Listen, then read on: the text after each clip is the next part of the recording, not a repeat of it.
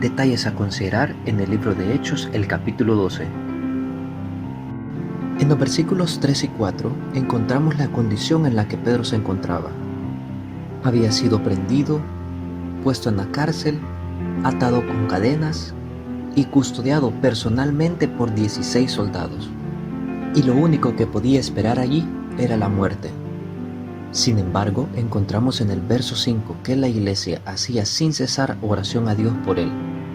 Puede ser que nosotros lleguemos a momentos donde parezca que todo ha acabado, que ya no hay esperanza ni salida, pero no debemos perder la fe y podemos usar una de las herramientas más poderosas del cristiano, la oración.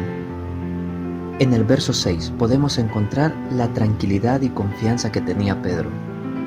Aún en aquella circunstancia él podía estar durmiendo, descansando en que su Señor haría su voluntad, ya sea que él fuese liberado o fuese condenado. En el verso 10 encontramos que Pedro, obedeciendo la voz del ángel, se levantó y caminó, y pasando toda la cárcel y los guardias, llegaron a la puerta final que se abrió por sí misma. El Señor hace por nosotros lo que nosotros no podemos. Él puede abrir puertas, pero también cerrarlas.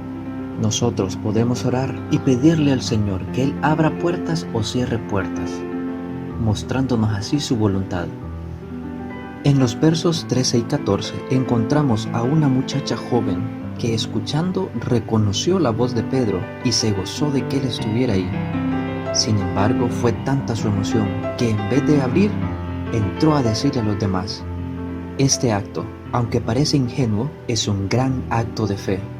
Fue la única que confió verdaderamente en el poder de la oración, ya que, como encontramos en los versos 15 y 16, los que estaban orando le dijeron: «Loca, es su ángel». Y al ver realmente a Pedro, quedaron atónitos. Posiblemente ellos no esperaron que el Señor se manifestara tan grandemente en esos momentos, ni aún el mismo Pedro, ya que podemos ver en el versículo 9 y en el versículo 11 que él pensaba que era una visión, y hasta que estaba fuera entendió verdaderamente que el Señor lo había liberado. Rode es un gran ejemplo para nosotros, que siendo una muchacha joven entendió y creyó en el poder de la oración. Ojalá que nosotros entendamos y pongamos en práctica la oración, sabiendo que la oración del justo puede mucho. En el verso 19 encontramos la paga de servir bien al enemigo. Herodes mandó a llamar a los soldados y después de interrogarlos ordenó llevarlos a la muerte. Por lo menos 16 soldados murieron cumpliendo su trabajo, sin poder explicar lo que había pasado con Pedro. La Biblia dice que la paga del pecado es muerte.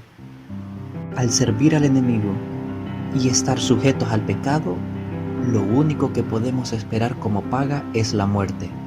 Como cristianos debemos estar agradecidos que el Señor muchas veces no nos paga conforme a nuestros actos.